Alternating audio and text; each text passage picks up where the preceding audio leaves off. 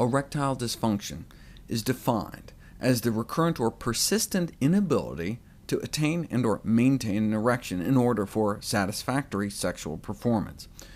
It is present in up to 30 million men in the U.S. and approximately 100 million men worldwide. Wait a second. The U.S. has less than 8% of the world's population, yet up to 30% of the impotents? We're number one!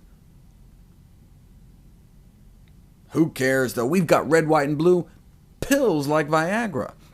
The problem, though, is the pills just cover up the symptoms of vascular disease and don't do anything for the underlying pathology. Erectile dysfunction and our number one killer, coronary artery disease, are just two manifestations of the same disease: inflamed, clogged, and crippled arteries, regardless of which organ. Atherosclerosis is considered a systemic disorder that uniformly affects all major blood vessels in the body. Hardening of the arteries can lead to softening of the penis because stiffened arteries can't relax normally, open wide, and let the blood flow. So erectile dysfunction may just be the flaccid tip of an iceberg in terms of a systemic disorder. In 2/3 of men showing up to emergency rooms for the first time with crushing chest pain, their penis had been trying to warn them for years that something was wrong with their circulation. Why does it tend to hit the penis first? Because the penile arteries in the penis are half the size of the coronary arteries in our heart. That particular artery is the so-called widowmaker.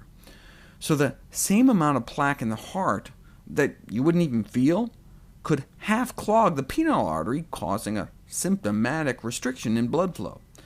You may not feel chest pain until about here. That's why erectile dysfunction has been called penile angina. In fact, by measuring blood flow in a man's penis, you can predict the results of his cardiac stress test with an accuracy of 80%. Male sexual function is like a penile stress test, a window to the hearts of man. 40% of men over 40 have erectile dysfunction, 40 over 40.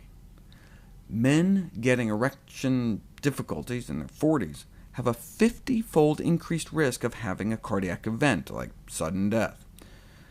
You've heard me say various things, increased heart disease risk 20%, 30%. That's nearly 5,000%, leading the latest review to ask, is there any risk greater? That's because it's not so much a risk factor for atherosclerosis, it is atherosclerosis. A man with erectile dysfunction, even if he has no cardiac symptoms, should be considered a cardiac patient until proven otherwise. It's considered to be a cardiac equivalent. Right? It's a marker of the coronary artery disease you likely already have. There's therefore more to treating erectile dysfunction than just establishing an erect penis. It offers an opportunity for reducing cardiovascular risk. The reason that even young men should care about their cholesterol is because it predicts erectile dysfunction later in life, and that predicts heart attacks, strokes, and a shortened lifespan. Just gonna keep eating crap because you can pop some pills? All the Viagra in the world may not help your sex life after a stroke.